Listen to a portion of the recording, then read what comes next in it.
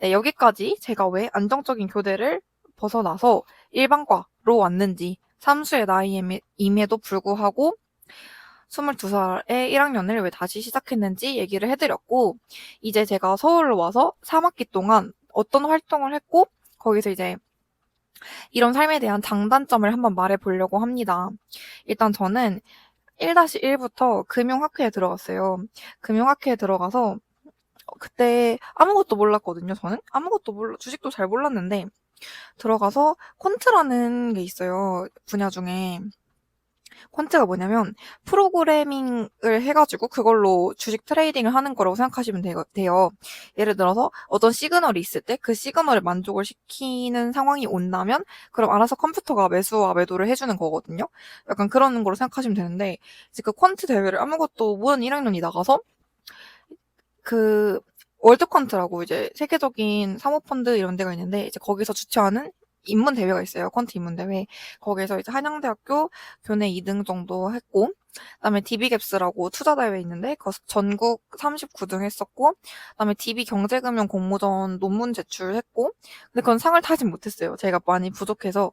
그리고 코타키나발루 선교를 2주 정도 갔다 왔었고, 그리고 가치 투자 동아리 내부 학술제에서 이제 기업 리서치를 하는 대회가 있는데 그 학술제에서 2등을 했었고, 그다음에 경영대학 모의투자 대회에서 1등을 했고, 경영대랑 데이터 사이언스 학과랑 연합으로 한 학술제가 있었는데 거기에서 2등을 했고, 그다음에 금융학회 1-1부터 했던 그 금융학회 부회장을 했고 지금도 하고 있고, 그리고 수학공부법, 이제 그건 다들 아시죠? 수학공부법 책을 출판을 해서 지금 베스트셀러 저자가 됐고, 그리고 미래에셋 대외 활동도 했었고, 이번 여름방학에. 그리고 모교로 이제 강연도 갔다 왔고, 4년 정액 장학금도 받았네요. 이렇게 살았습니다. 좀 아득바득한 게 있죠. 그리고, 네. 일단, 이런 삶에 대한 장점을 먼저 말해드릴게요. 장점을 먼저 말해드리면, 확실히 전보다는 이런 활동을 하기 그 전보다는 뭘 많이 알고 뭘 많이 할 줄 알긴 해요. 그리고 사람들 간의 관계도 다루는 법도 많이 배웠고, 해야 될 것과 하지 말아야 될 것도 많이 배웠습니다. 그 경험도 많이 쌓였고, 세상을 좀 더 넓게 볼 수 있게 된 것 같긴 합니다. 그리고 도전을 꺼리지 않게 된 게 있어요. 도전에 꺼리지 않게 된 게 있고, 정성적이든 정량적이든 세상이 요구하는 스펙을 쌓아가고 있는 것 같습니다.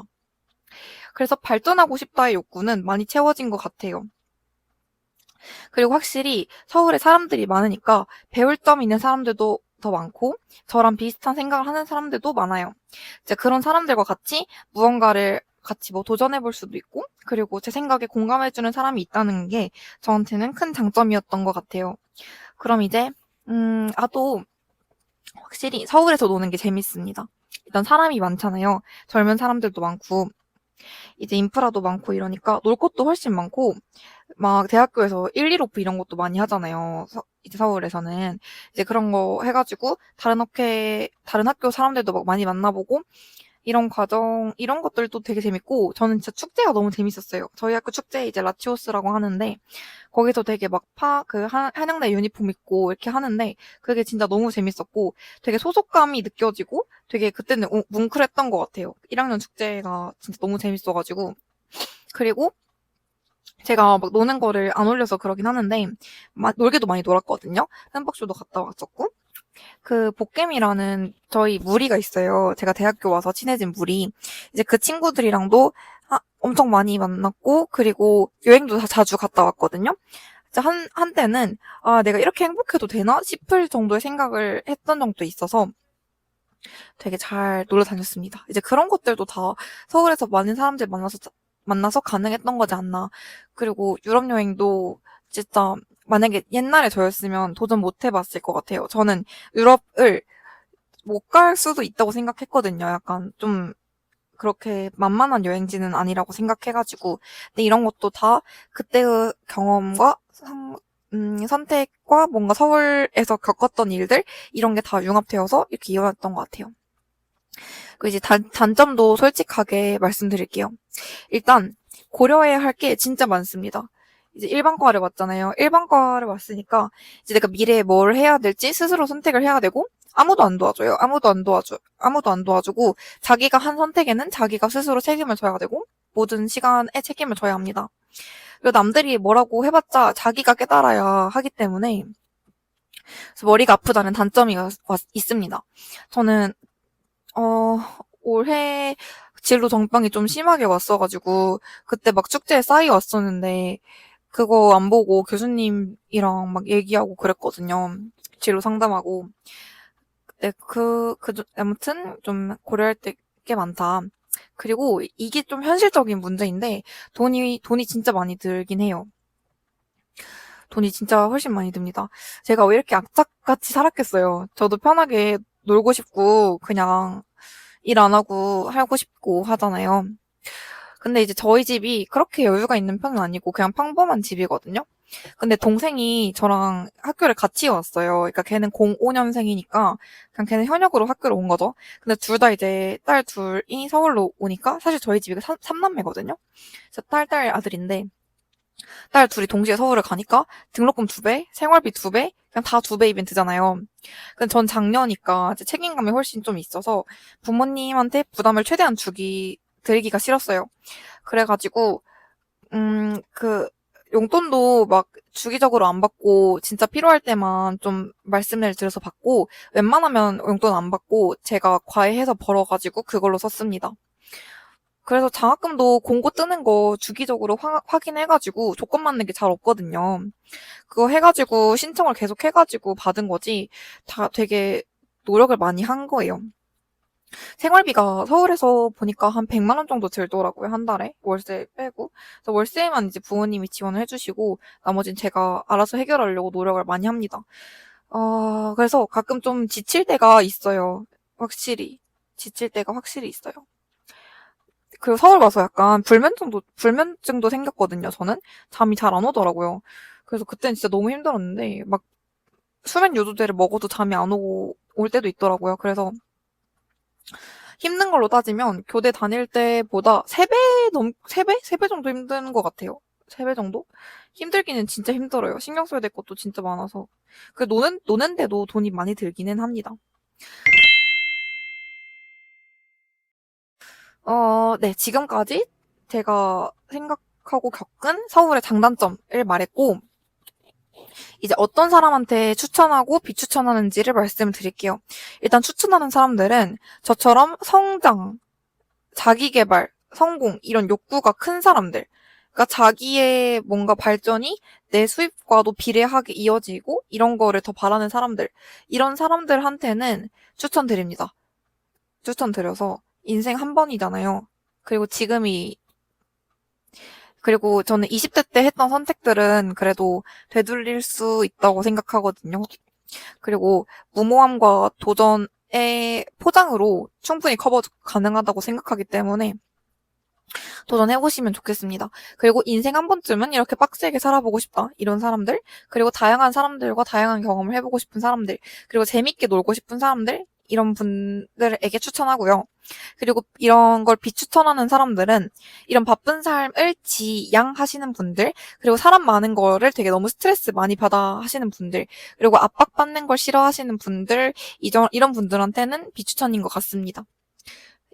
서울이 확실히 힘들긴 진짜 힘들어가지고 약간 제가 막 블로그에 이런 글도 썼거든요. 쉬는 법을 잊어버린 나에게. 근데 저는 못 쉬겠더라고요, 서울에서. 뭔가 다 달리고 있는데 나만 멈추면 내가 뒤처질 것 같으니까 저도 뛰어야 될 것 같았어요, 계속. 근데 그게 방향성이 없는 팀이면 의미가 없잖아요. 그래서 요즘은 계속 그 방향성을 찾으려고 노력을 하는 중입니다. 근데 저는 그 뛰는 거에 다 의미가 있다고 믿어요. 그리고 거기서 얻어지는 게 하나쯤은 있다고 생각해가지고 그래도 열심히 뛰고 있습니다. 음, 잘 들어갔어.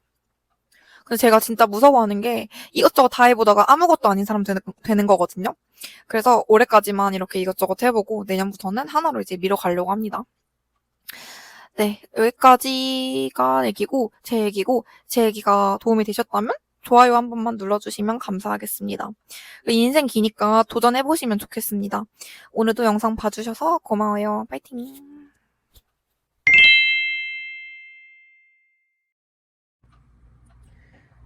불확실해서 도전하기 힘들잖아요. 불확실한 게 무섭잖아요. 근데 저도 그랬거든요. 근데 이게 불확실 속에서 얻을 수 있는 보석들이 있습니다. 오히려 불확실하기 때문에 자기가 알아가는 과정에서 자신을 더 잘 알 수 있고, 저는 활동 되게 많이 해봤잖아요. 이런 거를 해보면서 내가 어떤 사람인지 더 잘 알게 됩니다. 하기 전에는 몰라요. 그러니까 자기 자신을 알아간다는 생각으로 이 불확실성을 너무 두려워하지 않았으면 좋겠어요. 그 속에서 얻어지는 것들이 분명히 있고 그게 생각보다 되게 값지거든요. 그러니까 도전을 그렇게 막 하진 않았으면 좋겠어요. 나중에 후회하는 것보다는 한번 해보는 게 좋잖아요. 그쵸? 이게 참 그런 게, 제 동기 얘기를 조금 해볼게요. 저랑 같이 교대를 1학년 때 다니던 친구가 한 명 있어요. 저랑 되게 친했거든요. 그 친구랑. 되게 친했는데, 제가 그때 이제 이런 얘기를 그 친구한테 했죠. 그러니까 뭔가 나는 좀 성장하고 싶고, 뭔가 서울로 가고 싶다, 뭔가 답답하다, 이런 얘기를 했었는데, 이제 그 친구는, 그때는 이제 좀 힘들었던 거죠, 입시가. 그 친구는 삼수를 해서 왔으니까. 아, 근데 나는 좀 힘들어서 이제 못하겠다. 나 나이가 있지 않냐, 이래가지고 알겠다 하고 저 혼자 했죠. 저 혼자 했는데 이제 그 친구랑 아직도 연락을 하고 지내요. 근데 이제 그 친구가 왜 그때 나한테 나 더 안 말렸냐고, 그때 나도 너랑 같이 한번 해볼까 그랬다고 그렇게 말을 하더라고요. 그런 거 보면은, 그러니까 뭔가 이제 그때 자기도 생각이 든 거죠. 이제 와서 생각이 든 거죠. 그러니까 뭔가 그래도 늦을 때 하는 것보다 빨리 하는 게 낫긴 하니까 그러니까 해보시면 좋겠습니다.